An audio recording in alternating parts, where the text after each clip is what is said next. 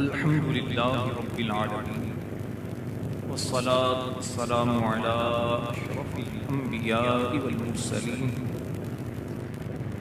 अम्मा बअद फ़अऊज़ु बिल्लाहि मिनश शैतानिर रजीम बिस्मिल्लाहिर रहमानिर रहीम अस्सलातु वस्सलामु अलैका या रसूलल्लाह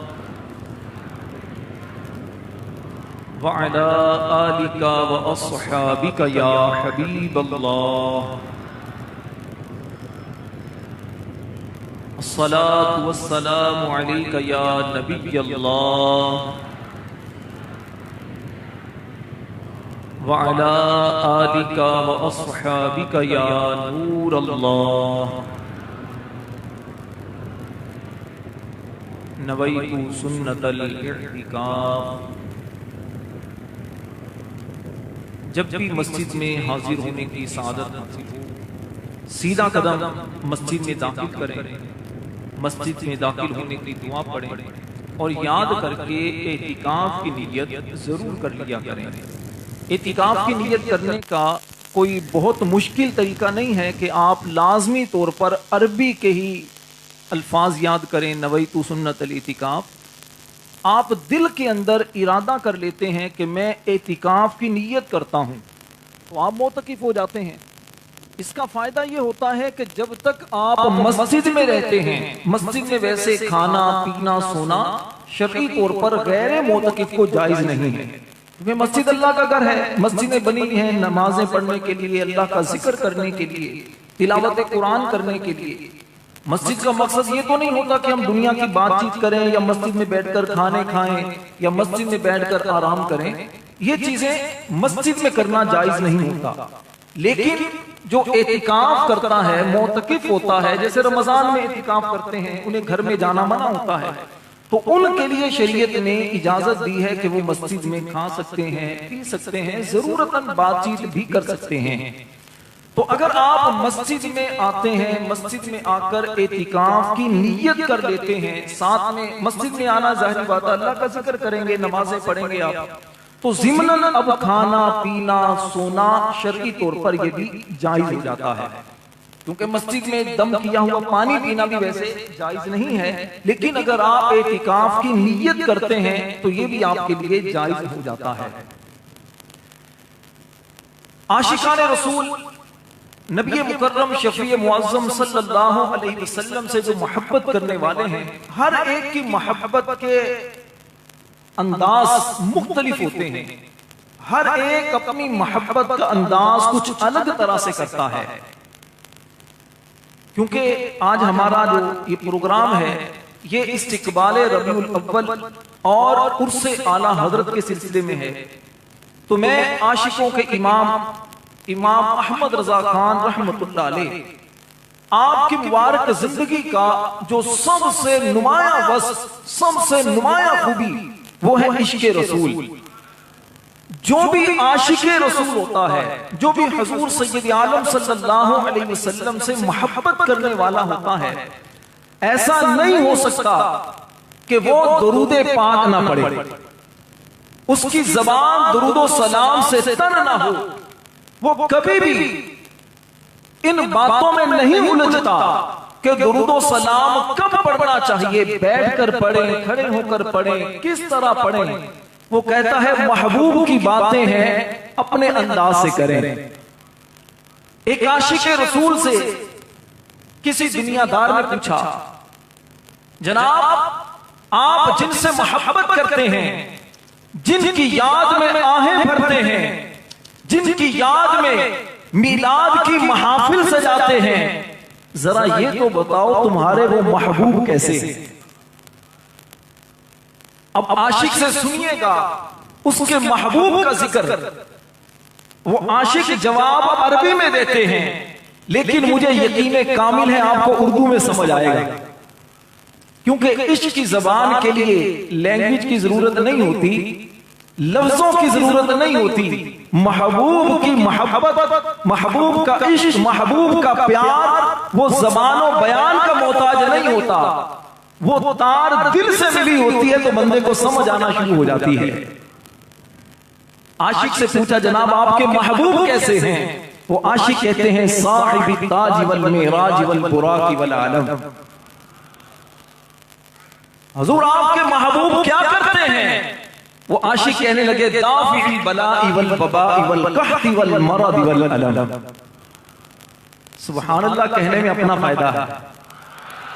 जितना सुभान अल्लाह कहते हैं उतने हमारे जन्नत में दरख्त लगते हैं, और जन्नत में दरख्त जब हमारे हैं तो हम ही जाकर फायदा हासिल करेंगे। तो आशिक से पूछा जनाब आपके महबूब कैसे हैं? वो कहते हैं साहिब ताज वल मिराज वल बुराक वल अलम। आपके महबूब क्या करते हैं? वो कहते हैं दाफिल बलाई वल बबाई वल कहती वल मरद वल अलम। आपके महबूब का नाम क्या है? आपके महबूब का नाम कैसा है? वो कहते हैं इस्मुहु मक्तूबुम मरफूउम मशफूउम मनकूशुन फिल लौह वल कलम। वो वहां के सरदार हैं, कहता सय्यदुल अरबी वल अजम। आपके महबूब का जिस्म कैसा है? महबूब का जिस्म कैसा है? वो कहते हैं जिस्मुहु मुक़द्दसुम मुअत्तरुन मुतहहरुन मुनव्वरुन फिल बैति वल हरम। जिस्म इतना प्यारा है तो उनका चेहरा कैसा है? वो कहते हैं शम्सी दुहा बद्री तुजा सदरिल उला नूरिल हुदा कहफिल वरा मिसबाहिल सुलम। आपके महबूब की आदतें कैसी हैं? वो कहते हैं जमील शियम शफीइल उमम। वो कितने खजानों वाले हैं, वो कितने खजानों वाले हैं कि भिखारी लेने आए हैं। वो कहते हैं साहिबिल जूदी वल करम। इतने खजानों वाले हैं, उनकी हिफाजत कौन करता है? कहते हैं वल्लाहु आसिमुहु। उनके खादिम कौन है? कहते हैं जिब्रील खादिमुहु। वो किस सवारी पर सफर करते हैं? वो कहते हैं वल बुराक मरकबुहु। वो कहां का सफर करते हैं? वो कहते हैं वल मिराज सफरुहु। उनका मकाम क्या है? आशिक कहने लगे व सिदरतुल मुंतहा मकामुहु। उनके मकाम की इंतहा क्या है? वो कहते हैं मकाम कौसैन मतलूबुहु वल मतलूब मक़सूदुहु वल मक़सूद मौजूदुहु। आपके महबूब की शानें क्या है? आशिक कहने लगे सय्यिदुल मुरसलीन खातमुन नबिय्यीन शफीउल मुज़निबीन अनीसिल गरीबीन राहतिल आशिकीन मुरादिल मुश्ताकीन शम्सिल आरिफीन सिराजिस सालिकीन मिसबाहिल मुकर्रबीन। आपके महबूब मालदारों से प्यार करते हैं या गरीबों का भी कुछ ख्याल करते हैं? वो आशिक कहने लगे कैसी बातें करते हो? मेरे महबूब मुहिब्बिल फुकरा वल गुरबा वल मसाकीन। कहां के शहंशाह हैं? कहता सय्यदिस सकलैन। वो नबी कहां के हैं? का नबीयिल हरमैन। अरे वो इमाम कहां के हैं? कहते नबीयिल हरमैन इमामिल क़िबलतैन। अरे तुम्हारा उनसे ताल्लुक क्या है? रिलेशन क्या है? वसीलतना फिद्दारैन साहिबी क़ाब कौसैन। ये दुनिया वाले ही उनसे प्यार करते हैं। ये जिन्नात इंसान मलक हूरो गिल्मा क्या यही उनसे प्यार करते हैं, या कायनात बनाने वाला भी उनसे प्यार करता है? वो कहते हैं महबूब रब्बिल मशरिक़ैन व रब्बिल मग़रिबैन। आपके महबूब इतनी शानों वाले हैं, ये बताओ उनकी औलाद कैसी है? आपके महबूब की औलाद कैसी है? वो आशिक कहने लगे जद्दिल हसन वल हुसैन। अरे तुम्हारे वो कौन लगते हैं? कहते मौलाना व मौला सकलैन। वो दुनियादार कहने लगे इतनी शानों वाले तुम्हारे महबूब, तुमने महबूब से मैं तुमसे नाम पूछना चाहता हूं, तुम महबूब की अदाएं बयान करते हो, ये तो बता दो तुम्हारे महबूब का नाम क्या है? तुम्हारे महबूब का नाम क्या है? वो आशिक कहने लगे अबुल कासिम मुहम्मद इब्न अब्दिल्लाह। आपके महबूब की जात क्या है? कहते नूर मिन नूरिल्लाह। फिर वो आशिक अपने दोस्तों से, आशिकाने रसूल से मुखातब होकर कहते हैं या अय्युहल मुश्ताकूना बिनूरि जमालिही। ए आशिकों, ए उनसे मोहब्बत करने वालों, ए हुजूर से प्यार करने वालों, उनके नूरे जमाल में ऐसे गुम हो जाओ जैसे नूरे जमाल में सैयदना हस्सान बिन साबित गुम हुए अलैहिस्सलाम ने उन्हें मिंबरे रसूल पर खड़ा करके कहा, ए हसन जरा बताओ हम कैसे हैं? तो हसन बिन साबित ने कहा, व अहसन मिनका लम तरा कत्तु ऐनी, मेरे आका आप जैसा हुस्न जमाल वाला हसन की आंखों ने नहीं देखा। मेरे आका हसन की आंखें कैसे देखती?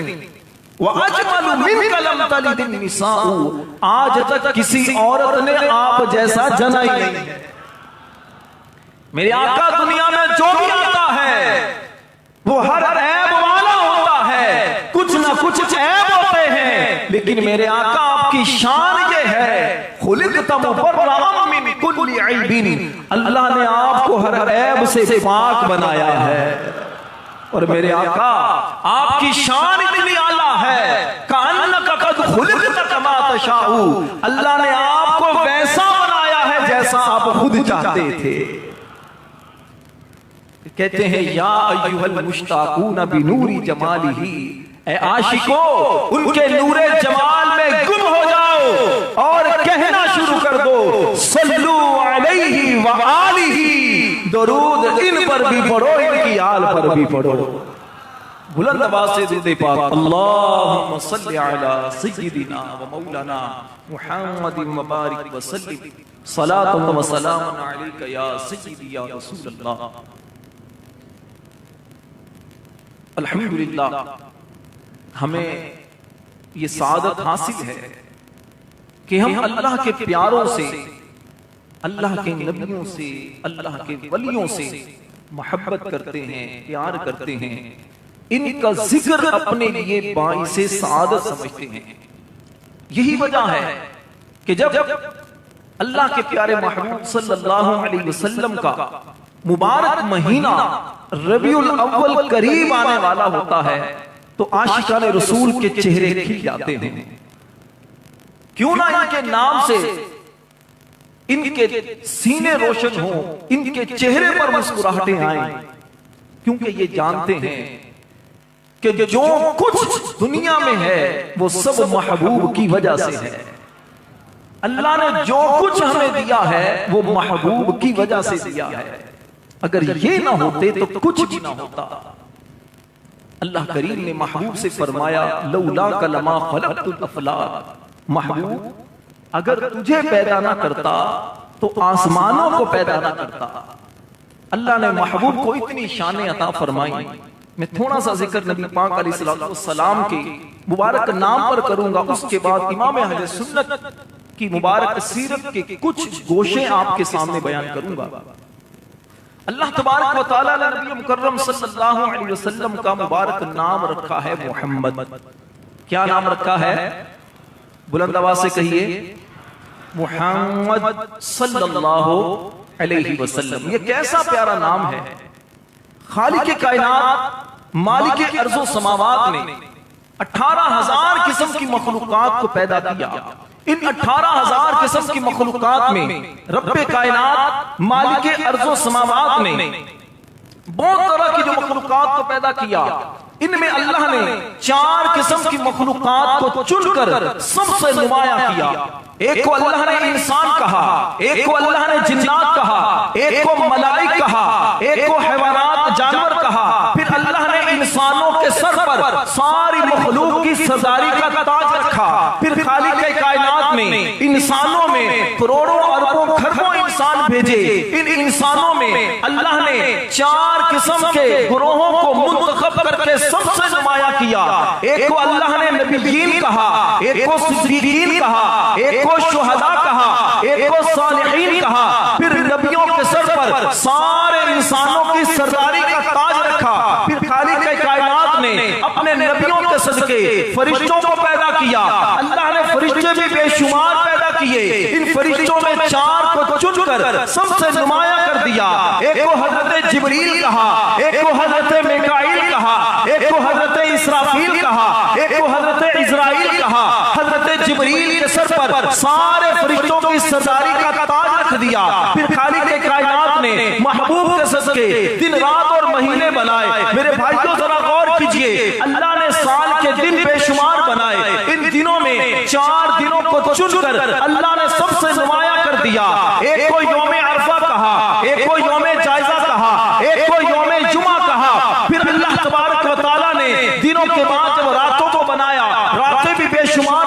की रातों में भी 4 रातों को चुनकर सबसे नुमाया कर दिया।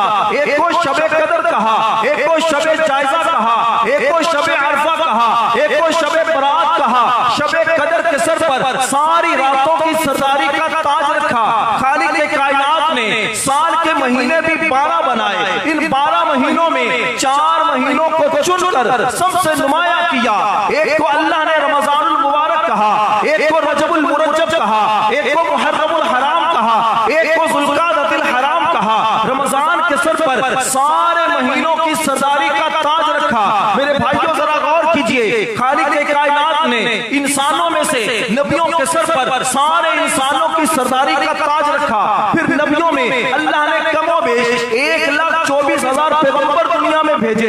1,24,000 कमोबेश नबियों में अल्लाह ने 4 को चुनकर सबसे नुमाया कर दिया।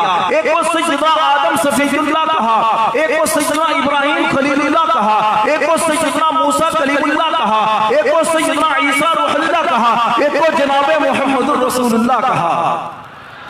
फिर रब्बे कायनात ने नबी मुकर्रम सल्लल्लाहु अलैहि वसल्लम को सहाबा बेशुमार दिए। इन सहाबा में 4 को चुनकर सबसे नुमाया कर दिया। एक को हजरत अबू बकर सिद्दीक कहा, एक को हजरत उमर फारूक कहा, एक को हजरत उस्मान गनी ज़ुन्नूरैन कहा, एक को मौला अली शेरे खुदा कहा। हजरत अबू बकर सिद्दीक के सर पर सारे सहाबा की सरदारी का ताज रखा। मालिक कायनात खालिक अर्ज़ो समावात ने महबूब को 11 अज़वाज 11 बीवियां अता फरमाई। इनमें से 4 को चुनकर सबसे नुमाया कर दिया।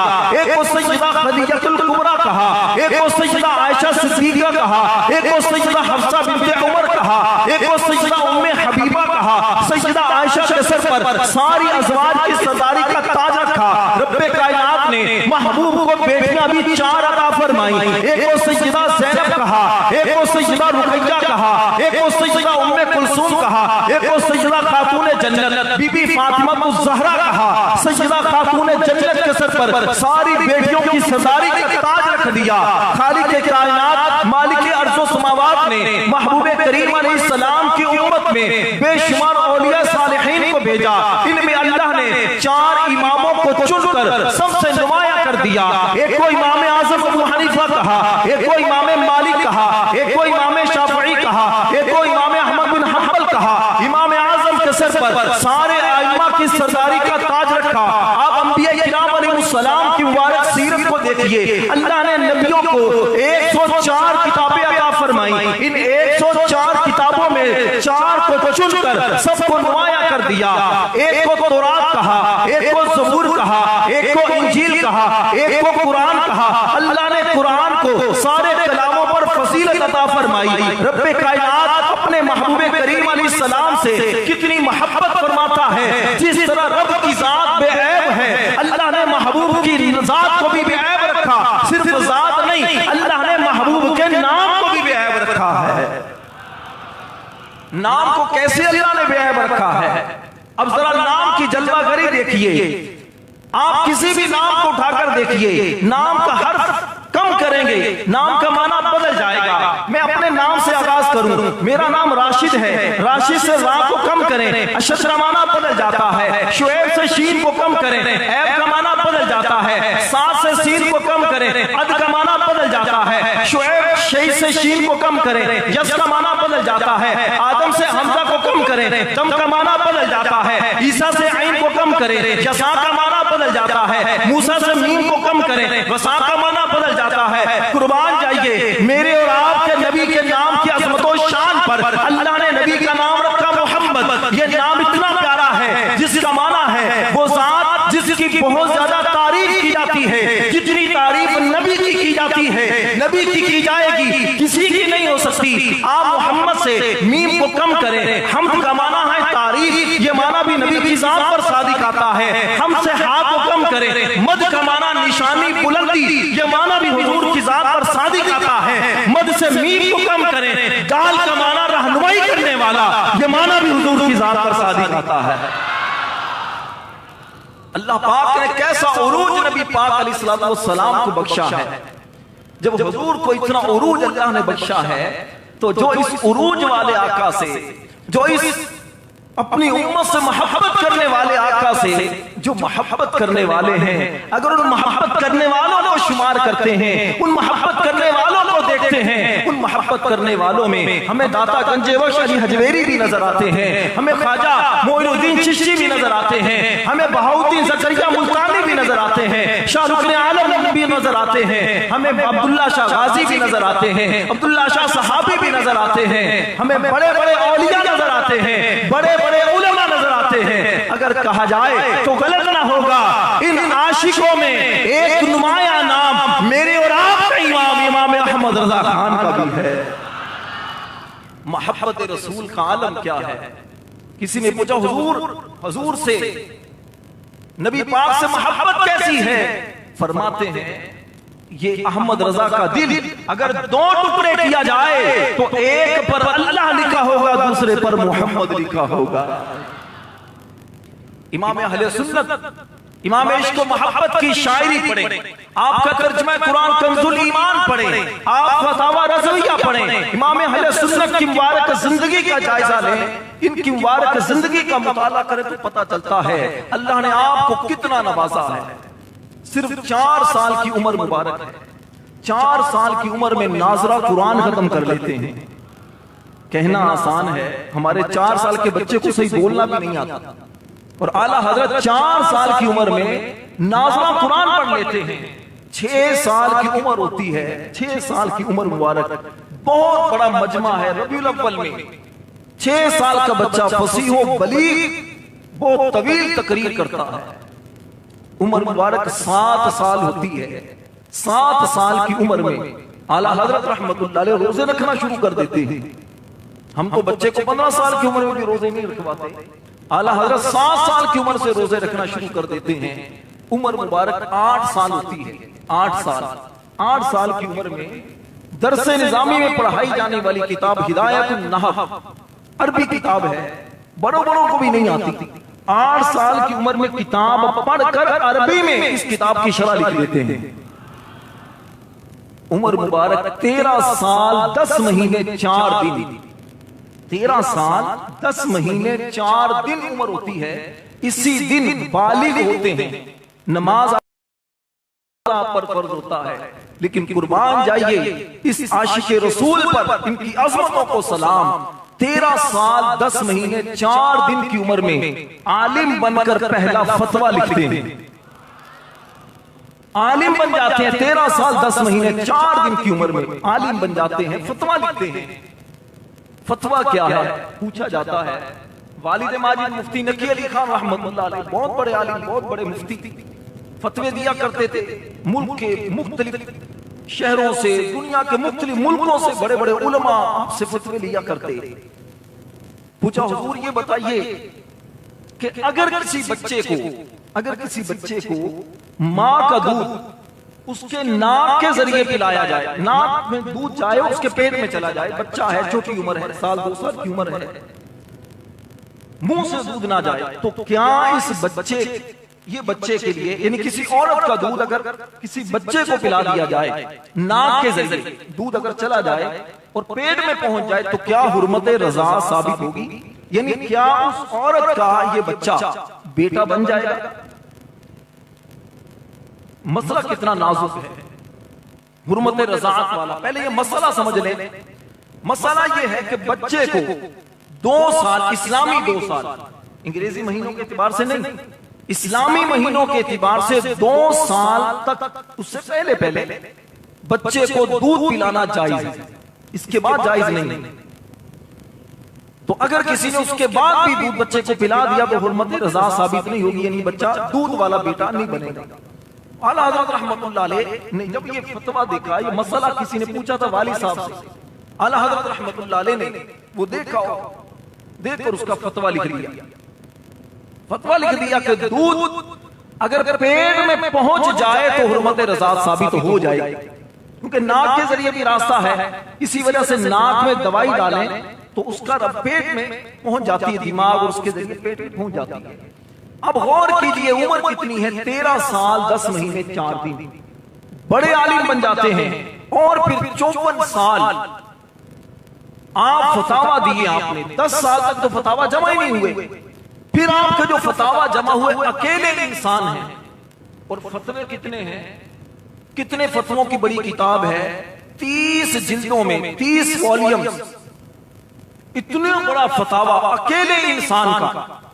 और वो ऐसा फतावा, ऐसे सवाल जवाब, ऐसी आपकी तहकीक, ऐसी रिसर्च के बड़े बड़े जब उसको पढ़ते हैं तो बेसाख्ता कहने पर मजबूर होते हैं कि इस दौर का अहमद रजा है।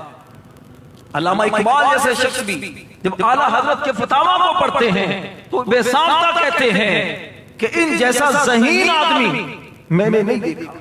इस दौर के अहमद रजा है, इस दौर के अहमद रजा इमाम आज़म अबू हनीफा है। फरमाते हैं लेकिन इनमें सख्ती बहुत है। वो सख्ती क्या थी?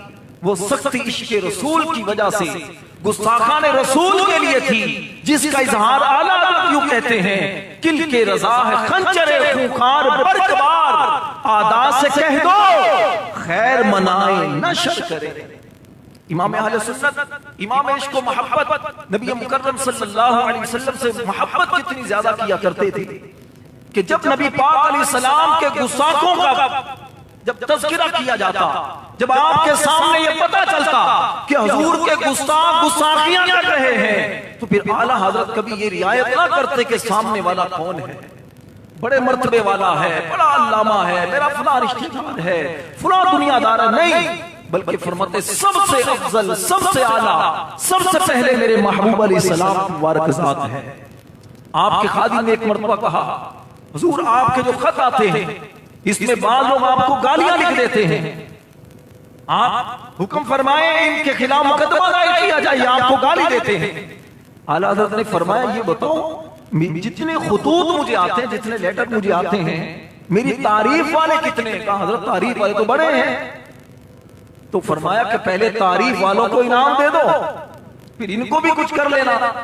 कहा हजरत कुछ तो होना चाहिए इनके खिलाफ, आप जवाब क्यों नहीं देते? फरमाया इसलिए जवाब नहीं देता कि जितनी देर तक ये मुझे गालियां देते हैं, कम अज कम उतनी देर तक गुस्ताखी करने से तो बचे रहते हैं, उतनी देर तक गुस्ताखी करने से तो बचे रहते हैं। और मुझे तो खुशी है कि ये मेरी गुस्ताखी क्या मुझे गालियां देते हैं, मेरे महबूब को उतनी देर तक कुछ नहीं कहते। अहमद रजा के लिए ये सादत कम नहीं।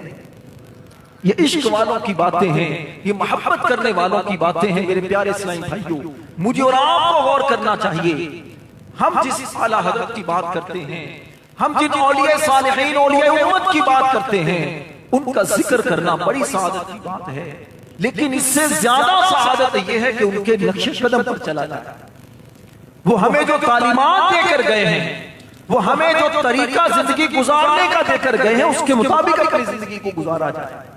इन्होंने कभी भी बदमज़हबों का अदब नहीं किया, कभी भी गुस्ताखाने रसूल की रियायत नहीं की। और अगर इनकी मुबारक जिंदगी को नबी मुकर्रम अलैहिस्सलाम की मुबारक सीरत के आईने में देखा जाए तो कभी भी इन्होंने नमाज कज़ा नहीं की, बाजमात नमाज पढ़ा करते, कितनी भी तकलीफ हो नमाज जमात के साथ पढ़ते, गरीबों से मोहब्बत करते, सादात का अदब और एहतराम करते। हदीस पाक जब पढ़ाया करते, नबी पाक अलैहिस्सलातु वस्सलाम के मुबारक जो कलिमात होते वो पढ़ाया करते तो बैठते नहीं थे, खड़े होकर पढ़ाया करते। इतना अदब। और जब लंगर का सिलसिला होता, आज हम भी न्याज करते हैं, जब आला हज़रत रहमतुल्लाह अलैह के मुबारक दौर में इनके सामने जब शीरीनी तकसीम होती, लंगर होता, तो इस बात का बहुत ज्यादा एहतमाम करते कि लंगर का न्याज का कोई जगह भी नीचे जमीन पर ना आए, इतना एहतराम होता। और आज हमारा हाल क्या है, न्याज के नाम पर, लंगर के नाम पर, जी हम जा रहे थे बुजुर्गों का लंगर खाने के लिए, वो लंगर क्या है, ये वो हमारा खाने का अंदाज क्या है, कितना ज़ाय करते हैं, बेहुरमती करते हैं इस चीज की, तो हमें गौर करना चाहिए।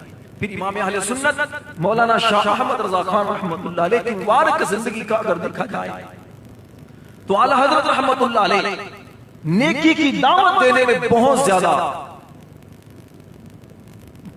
आप एहतियात किया करते, इसमें कोई रियायत ना करते कि सामने कौन है।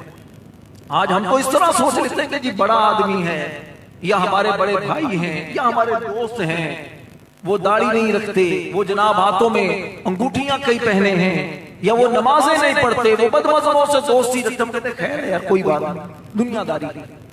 लेकिन इमाम अहले सुन्नत मौलाना शाह अहमद रज़ा खान रहमतुल्लाह अलैह, आपकी मोहब्बत भी अल्लाह के लिए थी, दोस्ती और दुश्मनी भी अल्लाह के लिए थी। आपकी मुबारक जिंदगी मन अहब्ब लिल्लाहि फक़द अबग़द लिल्लाहि फक़द इस्तक़बल ईमान की अमली तस्वीर। नबी पाक अलैहिस्सलाम ने फरमाया, जिसने मोहब्बत अल्लाह के लिए की, जिसने दुश्मनी अल्लाह के लिए की, उसका ईमान कामिल है, वो कामिल ईमान वाला बंदा है। आज हमारी मोहब्बतों के मेयार बदल चुके हैं, आज हमारे जिंदगी गुजारने का अंदाज बदल चुका है। हमारी महफिल में, इन महफिल मिलाद में आने का मकसद क्या होता है?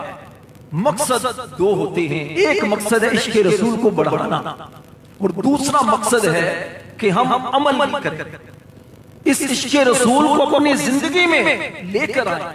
इंप्लीमेंट भी इसका होना चाहिए ना, इस इश्क़ रसूल का, मोहब्बत का हमारी जिंदगी पर असर क्या होता है, यह भी तो नजर आना चाहिए। इमाम अहले सुन्नत इमाम अहमद रज़ा खान रहमतुल्लाह अलैह की मुबारक तालीमात, मसलक रज़ा, ये हमें ये नहीं तालीम देता कि आप सारी रात महफिल करें, सुबह नमाज भी ना पढ़ें। महफिल करें, आप इज्तिमा में जाएं, लेकिन फजर की नमाज ये फर्ज है, वो लाज़मी पढ़ें। ऐसा ना हो कि आपके गुलाम ये रसूल में मौत भी कबूल है, मौत कबूल है लेकिन अमल कबूल नहीं है। और फिर अब भी हबली उम्मती, मौला मेरी उम्मत को मेरे हवाले फरमा।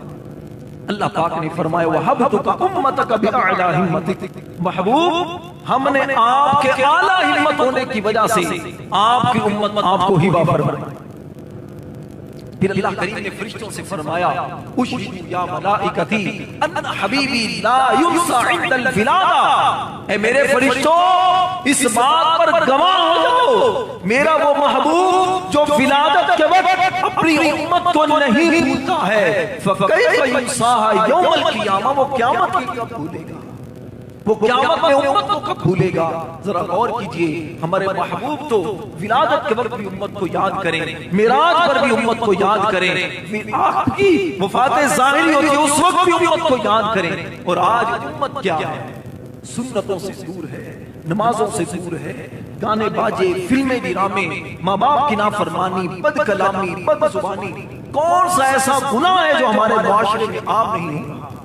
मेरे प्यारे इस्लामी भाइयों, अपनी आदत पर गौर करें, अपने अमल पर गौर करें, अपने किरदार पर गौर करें, अपने ख्यालात पर गौर करें कि हम किस तरफ जा रहे हैं। फितनों का दौर है, बातिल, गैर मुस्लिम, लिबरल, वो हमें किस तरह दीन से दूर करते चले जा रहे हैं। हमें नमाजों से दूर किया जा रहा है, हमारी ज़हनी तौर पर हमें कमजोर किया जा रहा है। सामने गुस्ताखियां हो या सामने हमारे कुछ भी होता रहे, ठीक है ये इसका मामला है, नहीं मेरे प्यारे इस्लामी भाइयों, हमें अपनी भी इस्लाह की कोशिश करनी है, अपने घर वालों को भी समझाना है। ऐसा ना हो क़यामत वाले दिन रब की बारगाह में हमारे माँ बाप या हमारे बीवी बच्चे वो हमारे सामने खड़े हो जाए, रब की बारगाह में अर्ज करे, मालिक ये खुद तो अमल करता था लेकिन हमें कभी इसने नमाज की दावत नहीं दी, हमें कभी भी इसने अच्छाई की तलकीन नहीं की। अगर ये हम पर सख्ती करता, हमें समझाता तो हम नेक बन जाते। आप सबको दावत दूंगा, दावत इस्लामी अल्हम्दुलिल्लाह खुली किताब की मानिंद आपके सामने है। इस दौर में दावत इस्लामी का जो मदनी काम है, जो पैगाम है, वो आपके सामने रोज़े रोशन की तरह वाज़ेह है कि बिला अमीर अहले सुन्नत जो एक मकसद आपने दिया है, मुझे अपनी और सारी दुनिया के लोगों की इस्लाह की कोशिश करनी है। अपनी इस्लाह पहले है, अपनी इस्लाह के लिए हमें नमाजें भी पढ़नी है, हमें कुरान भी पढ़ना है, हमें नेक अमाल भी करने हैं। इंशाअल्लाह जब अपनी इस्लाह करेंगे तो दूसरों की इस्लाह करना आसान होगा। अल्लाह हमारी हाजिरी अपनी बारगाह में कबूल फरमाए।